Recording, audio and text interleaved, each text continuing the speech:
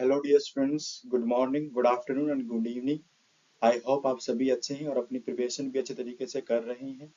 तो आज का जो हमारा टॉपिक है, हमारी जो वीडियो बनने जा रही है, वो हमारा है जी मेजर्स ऑफ वेरिएबिलिटी। अभी तक हमने स्टैटिस्टिक्स की सीरीज में मेजर ऑफ सेंट्रल टेंडेंसी किया, जिसके अंदर हमने मीन, मीडियन और मोड कैसे निकालते हैं, बड़े इजी तरीके से हमने किया हुआ है। और उसी की वीडियो जो है मैंने इस YouTube पे चैनल पे भी डाली हुई है, तो पहले वो वीडियो देखेंगे तब जा करके भी मेजर ऑफ वेरिएबिलिटी समझ में आएगा। देखिए, अभी तक हमने किया measures of central tendency. Mean हमें जो डेटा होता है हमारे पास, रिसर्च जब हम करते हैं उसके पास जो हमारे पास रो डेटा निकल के आता है, उसके ऊपर हमें उनके सेंट्रल टेंडेंसी मापना है। सेंट्रल टेंडेंसी मतलब मीन, मीडियन, मोड, ये तीनों क्या है, हमारी डेटा की सेंट्रल टेंडेंसी होती हैं, ताकि हम हमारे डाटा को जो है जी सिग्निफिकेंटली क्या है, अंडरस्टैंड कर सके कि हमारा डाटा का मतलब क्या है। तो उसी का ही एक ये पार्ट है हमारा मेजर ऑफ वेरिएबिलिटी। ठीक है, अभी तक हमने सेंट्रल टेंडेंसी मापी, जस्ट सपोज मीन निकाल लिया। अब हमें क्या करना है जी, हमें क्या मापना है, उस डेटा में मीन्स से लेकर के कितनी दूर तक आपका डाटा फैला हुआ है अपने मीन से, यानी मीन की दूरी क्या है। ठीक है, तो वो है मेजर ऑफ वेरिएबिलिटी। तो इस वीडियो को शुरू करने से पहले मैं आपसे रिक्वेस्ट करूंगा कि आपने अगर अपने चैनल को सब्सक्राइब नहीं किया है तो वो भी कर दें, और शेयर जरूर करें, क्योंकि स्टैटिस्टिक्स में बहुत बच्चों की प्रॉब्लम होती है। ताकि आपके शेयर करने से किसी का भला हो जाए, तो प्लीज शेयर जरूर करना है और सब्सक्राइब भी करना है, और लास्ट में कमेंट भी करना है कि आपको ये वीडियो कैसा लगा, कंटेंट कैसा था। ठीक है, तो मेजर ऑफ वेरिएबिलिटी से पहले आपको मेजर ऑफ सेंट्रल टेंडेंसी की दो वीडियो मैंने डाल रखी है, वो आपको देखनी पड़ेगी, तभी जाकर के ये चीज समझ में आएगी। ठीक है दोस्तों, चलिए शुरू करते हैं हमारी आज की ये वीडियो। सबसे पहले हम समझेंगे जी वेरिएबिलिटी क्या होता है।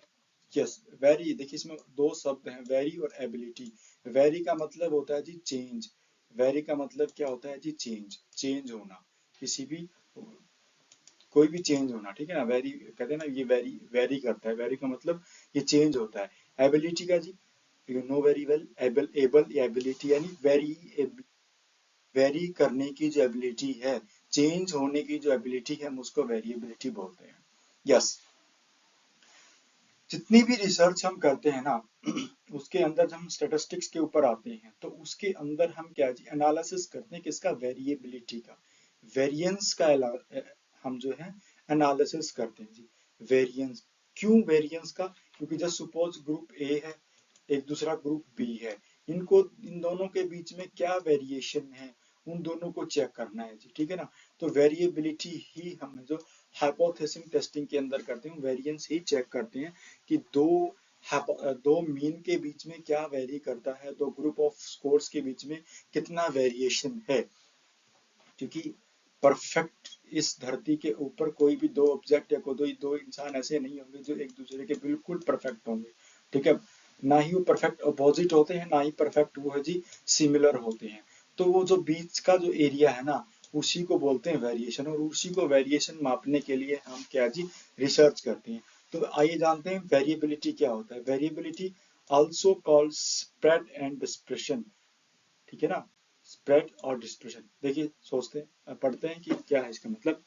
Refers to how spread out a set of data is, यानी अभी तक हमने जो सेंट्रल टेंडेंसी निकाली थी ना, उसके अंदर एक मीन निकल के आया। तो सपोज हमारा मीन आ गया, ठीक है ना, मीन आने के बाद अब जो सपोज आपके पास 50 सैंपल है, 50 का सैंपल है, यानी 50 बंदे हैं रिस्पॉन्स देने वाले, उसके ऊपर 50 हमारे पास क्या है जी, वो सब्जेक्ट हो गया, 50 हमारा सैंपल हो गया। प्रत्येक का दो, जैसे जैसे एक दो तीन वैसे वैसे 50 हमारे पास इंडिविजुअल हैं, उनके अपने अपने स्कोर होंगे। तो उनका स्कोर आपके मीन से कितना वेरी करता है, कितना दूर है, मीन से कितना वेरी करता है, कितना दूर है, कितनी दूर तक फैला हुआ है। ठीक है ना, यानी वो मीन का जो डिस्ट्रीब्यूशन है, आपका जो डाटा डिस्ट्रीब्यूशन है, आपको मीन पॉइंट से कितनी दूर तक वो फैला है, उसी को बोलते हैं वेरिएबिलिटी या वेरिएंस, स्प्रेड या dispersion. Variability give you a way to describe how much data set vary and allow. ठीक है ना, वेरिएशन हमें क्या डिस्क्राइब करवाता है जी, वेरिएशन में वेरी करवाता है किसका, कि आपका जो डेटा है वो सेट कितनी दूर फैला हुआ है, कितनी दूर तक वो फैला हुआ है। Allow you to use statistic compare. फिर ये वेरिएबिलिटी ही आपको अलाउ करती है कि आप कौन सा स्टैटिस्टिकल पार्ट जो मेथड यूज करते हैं ताकि आप अदर्स डाटा और आपके जो डाटा है उसमें कंपेयर कर सकें। ठीक है ना, जैसे कि डाटा ए है और दूसरा ग्रुप हमारे पास बी है, इन दोनों के बीच में कंपेयर करना है। कंपेयर तब करेंगे जब हमें उनकी वेरिएबिलिटी का पता होगा, इसकी वेरिएबिलिटी का पता होगा, इसकी वेरिएबिलिटी का पता होगा, इन दोनों की वेरिएबिलिटी को हम कंपेयर करते हैं, उसी को बोलते हैं हाइपोथेसिस टेस्टिंग, भी उसी को बोलते हैं। जब हाइपोथेसिस पे आएंगे तो वो भी हम इन डिटेल करेंगे। तो वेरिएबिलिटी क्या है जी? Variability refers to how spread out a set of your data is, यानी आपका जो डेटा है प्रत्येक इंडिविजुअल के स्कोर आपके मीन से कितनी दूरी पे है, कितना दूर डिस्पर्शन कर रहे हैं, उसी को बोलते हैं वेरिएबिलिटी। एक मैंने एग्जांपल भी यहाँ पे नीचे ले रखा है, ये हमारा है जी एनपीसी। ठीक है ना, ये क्या हमारा एनपीसी नॉर्मल प्रोबेबिलिटी कर्व। ठीक है ना, एनपीसी क्या होता है जी? बेल शेप्ड एक डायग्राम होता है। जब एनपीसी के ऊपर जब वीडियो बनाएंगे उनको इन डिटेल करेंगे। ठीक है ना, तो एनपीसी क्या है जी? ये देखिए हमारे पास जो सपोज ये रेड लाइन वाली जो है ना, ये एक एनपीसी है। अगर हमारा जो डेटा के अंदर वेरिएबिलिटी कम है, ठीक है ना, हमारा जो डाटा है, हमारे जो इंडिविजुअल्स हैं उनके अंदर वेरिएशन कम है, तो ऐसा आपका क्या है जी डेटा का डायग्राम बनेगा, उसी को बोलते हैं एनपीसी नॉर्मल प्रोबेबिलिटी कर्व। एक है जो ग्रीन लाइन, ग्रीन लाइन को बोलते हैं जी, ये जो शेप है आपकी ये प्लेटोक्रोटिक होता है। ठीक है ना, जो ग्रीन लाइन वाली है ये प्लेटोक्रोटिक है। इस अगर आपका वेरिएशन हाई है, वेरिएशन अगर हाई है तो आपका जो डेटा का जो डायग्राम बनेगा वो एनपीसी बनेगा, वो इस तरह से बनेगा जैसे ग्रीन का है। ठीक है ना, हमेशा आपका मीन मीन जो है ना, मीन जो आपका बीच में लाई करता है, मीन हमेशा बीच में लाई करता है। देखिए जस्ट सपोज यहाँ पर हमारा मीन है, मीन हम मान लेते हैं किसी भी डाटा के अंदर एक्स है, तो किसी का स्कोर यहाँ होगा, किसी का स्कोर यहाँ होगा, किसी का यहाँ होगा, किसी का यहाँ होगा, किसी का यहाँ भी होगा। ठीक है ना, तो देखिए मीन से इस स्कोर की दूरी कितनी है, इसी को बोलते हैं वेरिएशन, और इसी का पता हमें करना है जी। उसके लिए क्या क्या फॉर्मूला होता है आगे करेंगे। तो आई थिंक आपको वेरिएशन का पता चल गया होगा, वेरिएबिलिटी का पता चल गया होगा कि वेरिएबिलिटी क्या है जी, कि आपका जो इंडिविजुअल का जो डेटा है, सिंगल डाटा जो है वो आपके मीन से कितना दूर है, हमें ये फाइंड आउट करना। और साथ में ही जी हमें एक स्टैटिस्टिकल टेक्निक यूज करने को भी बता देता है, जिससे कि हम अपनी हाइपोथेसिस टेस्टिंग कर सके, और दो ग्रुप को हम क्या है जी, दो सेट ऑफ स्कोर को हम क्या है कंपेयर भी कर सकें। ठीक है तो दोस्तों, आई थिंक आपको ये मतलब आपको समझ में आ गया होगा। आगे चलते हैं। यस, ये हमारे कुछ मेथड हैं जी, हमारे क्या है जी वेरिएबिलिटी को मापने के लिए। ठीक है ना, वेरिएबिलिटी के लिए, वेरिएबिलिटी को मापने के लिए कुछ मेथड है हमारे पास। वो कौन कौन से थी? पहला था क्वार्टाइल डेविएशन, जिसको क्यूडी भी बोलते हैं। ठीक है ना, डी मैंने नहीं लिखना भूल गया, क्यूडी। ठीक है ना, दूसरा जी एवरेज डेविएशन, इसको हम एडी बोलते हैं। आगे डिटेल में करेंगे इनका क्या क्या मतलब है। आई थिंक 3 वीडियो बनेंगी तभी जाकर के हमें ये चीज समझ में आएगी, क्योंकि बहुत इंपॉर्टेंट पार्ट है आपका वेरिएबिलिटी। क्योंकि ये सारी की सारी जो एनोवा आप यूज करते हैं, टी टेस्ट की जो यूज करते हैं, वहां पर ये तीनों ही काम आते हैं। क्वार्टाइल डेविएशन, एवरेज डेविएशन, और मोस्ट इंपोर्टेंट आपने नाम भी सुना होगा एसडी, जिसको हम बोलते हैं स्टैंडर्ड डेविएशन। ये हम तीनों इन डिटेल करेंगे। आज हम जो बात करेंगे वो क्वार्टाइल डेविएशन के ऊपर करेंगे। कल का जो वीडियो होगा हमारा वो एडी के ऊपर होगा। नेक्स्ट जो वीडियो होगा हमारा एसडी कैसे कंप्यूट करते हैं और कहाँ कहाँ इसका मोस्ट ऑफ द यूज होता है। और ये जो पार्ट है ना, ये तीनों जो मेथड है आपके, ये यूजीसी के बड़े फेवरेट हैं जी।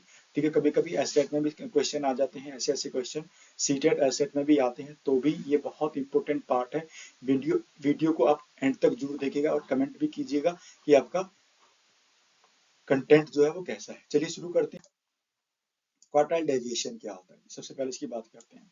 द क्वार्टाइल डेविएशन या Q is one half of the scale distance between 25th and 75th and 25th percentile in the frequency distribution. हमारे जो सुबह हमने फ्रीक्वेंसी डिस्ट्रीब्यूशन की थी ना, फ्रीक्वेंसी डिस्ट्रीब्यूशन है हमारे पास, जो सपोज फ्रीक्वेंसी है 2, 3, 4, 5, 8, ऐसी फ्रीक्वेंसी है। ये क्या कहता है कि क्वार्टाइल डेविएशन, यानी जो पूरा हमारा जो डिस्ट्रीब्यूशन है ना, वो 4 भागों में होता है, 1, 2, 3 और 1, 2, 3 और 4। ठीक है ना, पहले जो होता है ना वो होता है 25th, पहला जो पार्ट होता है उसको बोलते हैं 25th। दूसरा जो पार्ट होता है हमारा वो 50% होता है जी। 50% क्या होता है हमारा, जो ऐसा स्कोर जो आपके डेटा को 50% ऊपर 50% नीचे होता है, यानी उसको हम मीन बोलते हैं, मीडियन बोलते हैं। मीडियन क्या होता है हमारा, मीडियन हमारा डाटा का 50% होता है, ठीक है। उतनी ही पॉपुलेशन तो उसके ऊपर रह जाती है, उतनी ही पॉपुलेशन उसके नीचे रह जाती है, इसलिए उसको मीडियन बोलते हैं, ठीक है ना। वो होता है 50%। एक होता है हमारा जो थर्ड क्वार्टाइल होता है वो हमारा 70% होता है। तो हमें क्या निकालना है जी, क्वार्टाइल डेविएशन में हम जो निकालते हैं ना, हम दो इंपोर्टेंट क्वार्टाइल डेविएशन निकालते हैं। सबसे पहला होता है जी 25th परसेंटाइल, यानी ऐसा एक स्कोर हम निकाल के लाएंगे हमारे फ्रिक्वेंसी के अंदर से जहां तक आपकी 25% पॉपुलेशन वहां तक फॉल करती है। ये एक ऐसा पॉइंट हम निकाल के लाते हैं, यहाँ इस पॉइंट तक, इस जो है इस संख्या तक हमारे 25% लोगों के उत्तर आए हैं, 25% लोगों के जो स्कोर आए हैं वो इस पॉइंट तक रह जाती हैं। 50% कैसे निकालते हैं जी, 50% होता है हमारा मीडियन। 50% मीडियन, मीडियन कैसा ऐसा स्कोर होता है, एक ऐसा पॉइंट होता है हमारे स्कोर के अंदर जहां तक आपकी पॉपुलेशन जो है 50% लोगों के जवाब उस पॉइंट तक आ गए होते हैं, उसीलिए हम उसको मीन निकालते हैं, मीडियन निकालते हैं। मीडियन क्या होता है हमारा 50% ऑफ द टाइम होता है, ठीक है ना, कि 50% लोगों के जवाब यहाँ तक आ चुके हैं, ठीक है। आगे क्वेश्चन जब एग्जाम्पल के ऊपर आएंगे तो इन डिटेल करेंगे, वो भी बड़ा अच्छा होगा। 75th होता है जी हमारा थर्ड क्वार्टाइल। एक ऐसा पॉइंट हमें निकालना है उस डिस्ट्रीब्यूशन से जहां तक आपकी जो पॉपुलेशन है, सॉरी आपका जो सैंपल है, उन सैंपल में से जितने भी ज्यादातर स्कोर हैं वो 75th तक एक ऐसा पॉइंट हम निकालेंगे, यहाँ तक हमारे 75% लोगों के जवाब यहाँ तक आ गए हैं, ठीक है। मीडियन तक कितने के आते हैं, 50 के आते हैं। और Q1 यानी क्वार्टल डेविएशन 1, वहां तक कितने आते हैं हमारे पास, 25th आते हैं, ठीक है। आई थिंक आपको मीनिंग समझ में आ गया, अगर नहीं आया होगा तो वीडियो को बार बार देखें, बहुत जरूरी है ये चीज समझना, ठीक है ना। आगे द 25th परसेंटाइल या Q1 जिसको बोलते हैं फर्स्ट क्वार्टरलाइल। देखिए ये जो हमने बनाया था ना यहाँ पे, ये एरिया, ठीक है, ये सॉरी फर्स्ट क्वार्टाइल होता है हमारे स्कोर स्केल का point which below the 50% of the score, यानी हमारे जितने स्कोर है ना, जैसे 2 3 4 5 8 ये स्कोर है, इस स्कोर के अंदर एक ऐसा हमें पॉइंट निकाल के लाते हैं, एक ऐसा स्कोर निकाल के लाते हैं जहां तक आपकी 25% स्कोर उसके नीचे होते हैं और 75% उसके ऊपर होते हैं, 25% उसके नीचे होते हैं, क्योंकि हमारा पूरा का पूरा क्या होता है, ये 100% होता है, पूरा हमारा 100% होता है। हमें 50 निकालते हैं, 50% मतलब आधा, आधा का मतलब मीडियन। जब हमने मीडियन पढ़ा था, अगर मीडियन की वीडियो नहीं देखे तो वो भी देख लें, मीडियन। और आपका जो है 25th यानी जो पहला चरण है, फोर्थ जो चरण है आपका वो 25th होता है। पहला 100 होता है, दूसरा आपका 50 होता है, तीसरा आपका 75 होता है, फोर्थ आपका 25th होता है। गेटिंग माई पॉइंट, चलिए आगे चलते हैं।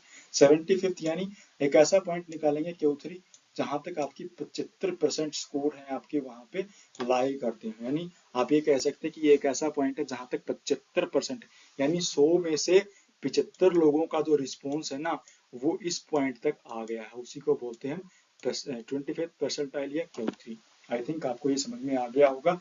चलिए जी नेक्स्ट वीडियो पे चलते, सॉरी नेक्स्ट स्टेप पे चलते हैं, जिसमें हम फॉर्मूले का जिक्र करेंगे कि इसको क्वार्टाइल निकालने का फॉर्मूला क्या है। क्वार्टाइल को हम Q से दर्शाते हैं, ये होता है हमारा क्वार्टाइल डेविएशन, Q से दर्शाते हैं, ठीक है ना। डिस्ट्रीब्यूशन के ऊपर कैसे मापते हैं जी, Q3 minus Q1।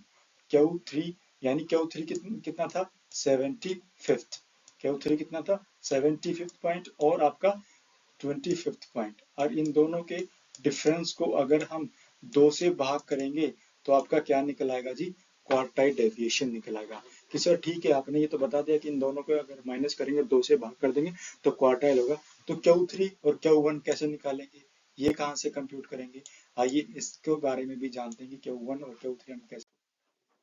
Yes, to find Q, जब Q को आपको फाइंड करना है, यानी क्वार्टाइल को आपको क्वार्टाइल डेविएशन को अगर आपको फाइंड करना है तो हमें क्या करना पड़ेगा जी, सबसे पहले हमें 25th और 57 को निकालना पड़ेगा, यानी 25th को क्या बोलते हैं Q वन बोलते हैं और 75th को Q3 बोलते हैं, मैंने पढ़ा। तो पहले इन दोनों को कंप्यूट करना पड़ेगा, ठीक है ना। हमें Q निकालना है, यानी हमें 100% निकालना है।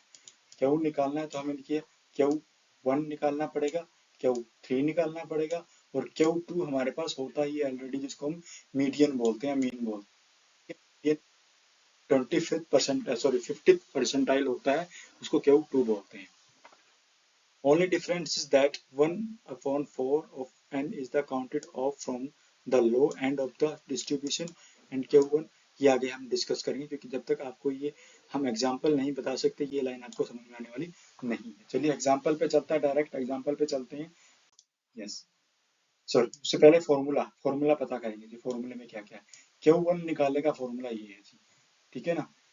एल, एल का मतलब होता है जी लोअर लिमिट, ठीक है। लोअर लिमिट क्या होती है, कैसे निकलती है, ये मैंने आपको मीडियन वाले उसमें बता रखा है, फॉर्मूले में बता रखा है कि लोअर लिमिट कैसे निकालते हैं। आई होता है हमारा क्लास इंटरवल, ठीक है ना।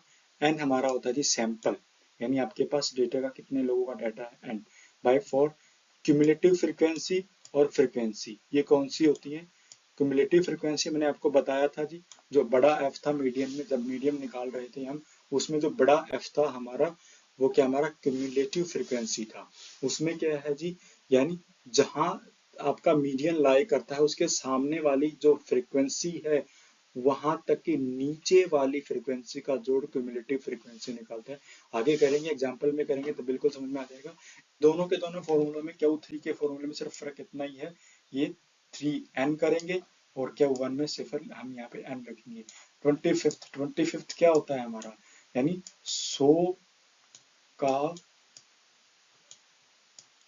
फोर्थ पार्ट, 100 का फोर्थ पार्ट, 100 का फोर्थ पार्ट 25th होता है ना, ठीक है ना।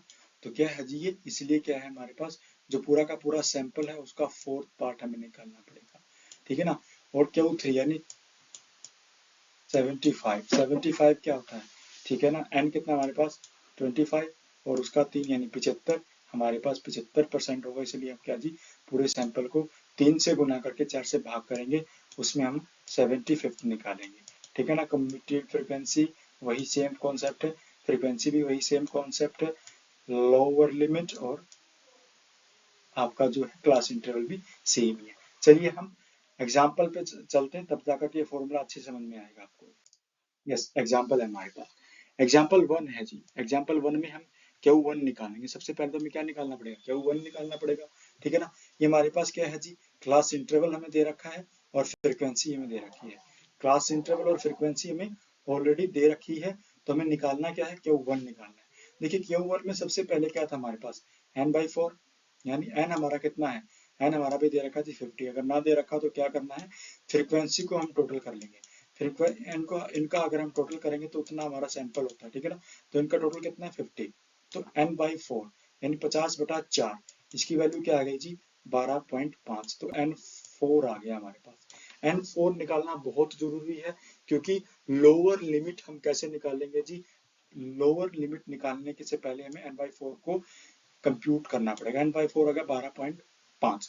अब क्या करेंगे जी, लोअर लिमिट निकालने के लिए फ्रीक्वेंसी को नीचे से क्या है जी हम काउंट करना शुरू कर देंगे, और जब तक आपका 12.5 यानी 12.5 या उससे ज्यादा ना आ जाए तब तक हमें रुकना नहीं है। तो चलिए प्लस करते हैं, 1 + 3 4, 4 + 2 6, 6 + 4 10, ठीक है ना। 10 तो छोटा है, 10 को नहीं लेना हमें, ऊपर +4 यानी 14। अब यहाँ तक हम इसको क्या है जी काउंट कर सकते हैं, ठीक है ना। यहाँ तक हम इसको क्या है काउंट कर सकते हैं, ठीक है। यानी हमारा 12.5 है तो जो है यहाँ तक आ रहा है, यहाँ तक तो छोटा हो जाएगा, छोटे तक नहीं रखना, चाहे बड़ा ही ले लो लेकिन छोटे नहीं रखना, बड़ा या बराबर, ठीक है ना। तो हमारी इन फ्रिक्वेंसी का जोड़ यहाँ तक कितना आ गया 14, तो हमारा हमें चाहिए था 12.5, तो हम क्या जी इसी को ले लेते हैं। इसी के सामने वाला जो ग्रुप है ना, इसी के सामने वाले ग्रुप को हम हाईलाइट कर लेते हैं, क्योंकि ये बहुत काम आने वाला है। इसके सामने वाले ग्रुप को क्या कर लें, हाईलाइट कर लेते हैं।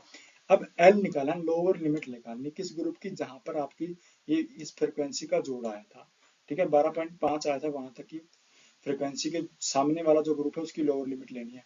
160 हमारा क्या है, इस ग्रुप में सबसे पहले क्या है 160, और 160 की जो लोअर लिमिट होती है वो 159.5 होती है। ठीक है, ये क्यों होती है, ये हमने मीडियन वाले में डिटेल किया हुआ है, वहां पे भी आप इसको देख सकते हैं। तो लोअर लिमिट क्या हो जाएगी हमारी, यहाँ पे लोअर लिमिट कैसे निकालनी है, n/4 को कंप्यूट करेंगे, n/4 आता है हमारा, उसका हम नीचे से क्या थी प्लस करते जाएंगे, और जब तक या तो उससे बराबर या उससे बड़ा वाला जोड़ हमें नहीं मिल जाता तब तक हम चलते रहेंगे। तो कितना कितना मिला, 14 मिला। 14 बड़ा है तो 14 कहाँ तक आया, इस 4 तक आया। इस 4 के सामने वाला जो ग्रुप कौन सा है जी, 160 to 164। ठीक है, यानी यहाँ इसमें से हमारी लोअर लिमिट लेनी है।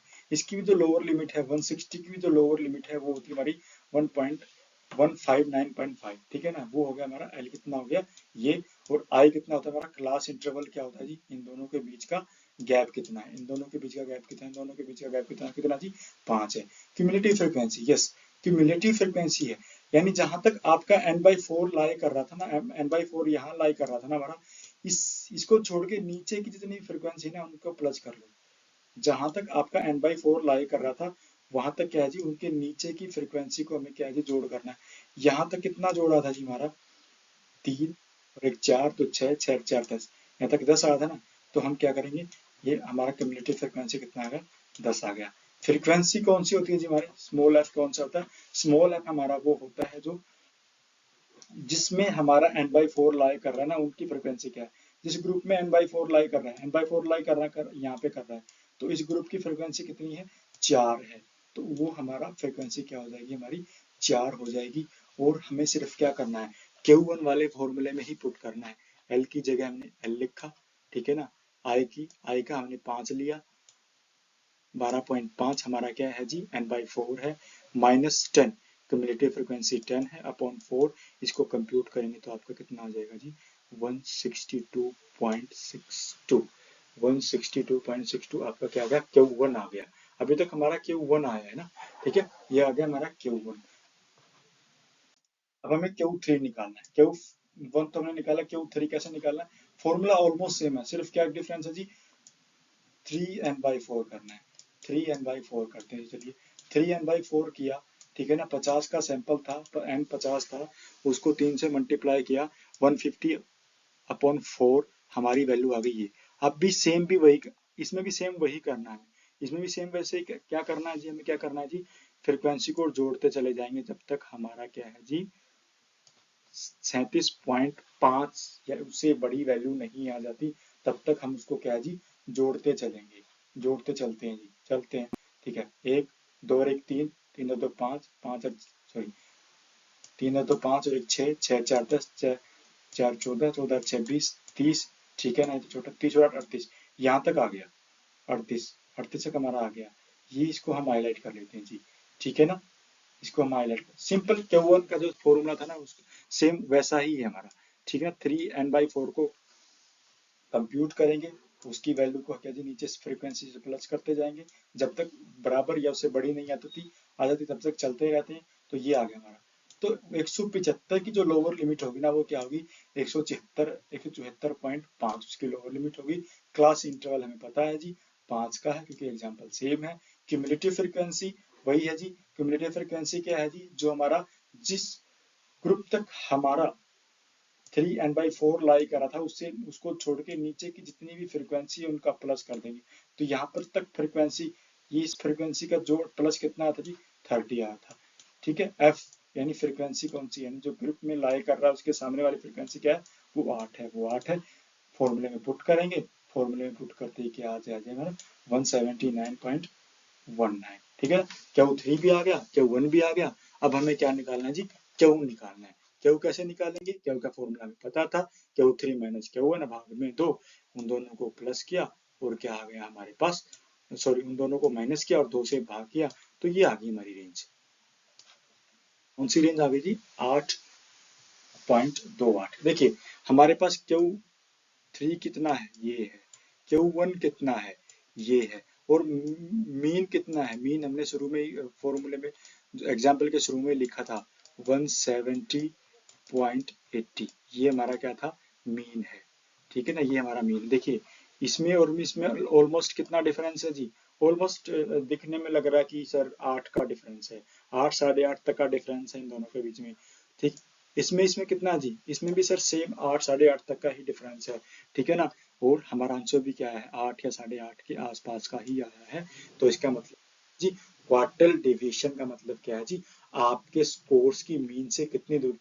देखिए इन दोनों में ध्यान से देखिए, इन दोनों के बीच में ऑलमोस्ट 8.28 का ही डिफरेंस है, क्यू 3 में और क्यू 1 में। और वही डिफरेंस हमें क्या जी कंप्यूट करना था, उसको बोलते हैं क्वार्टर डेविएशन। यानी आपके जो क्वार्टर बने हैं ना, 1 2 3 4, 1 2 3 4, चार जो क्वार्टर बने हैं उनके बीच में कितना डिफरेंस है, उसके बीच में दोनों के तीनों के बीच में 8.28 का डिफरेंस है।